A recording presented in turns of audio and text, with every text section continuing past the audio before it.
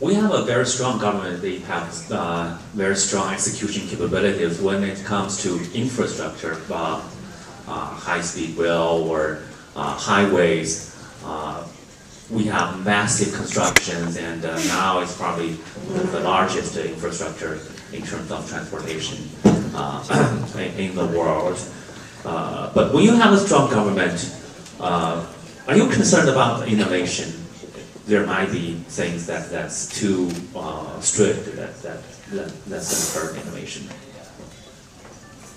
Well, I think Chinese innovation is going at a very high speed. I think that the government could raise how much it spends on science research even more than it is. It's raising those things. There have been areas like in the media where you have to say why the Chinese market, although this is starting to change, has been behind in terms of media companies and things.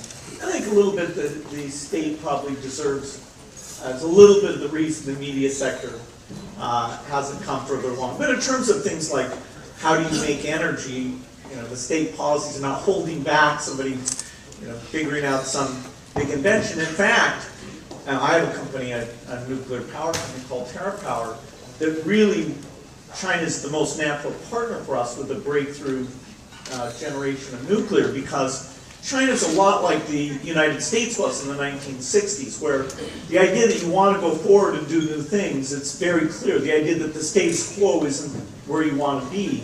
The U.S. today is very careful that, hey, we're pretty happy with the current conditions. So if somebody wants to build a new building or take some new approach, there's a lot of maybe no. There's like 5 levels that you go through. Maybe no, maybe no.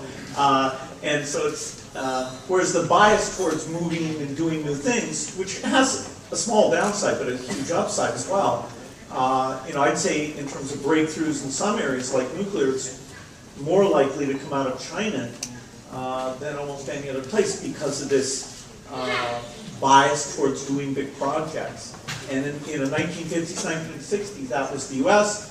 In the 70s, it started to be Japan. Korea took on that role, and that big engineering bias is great for the world.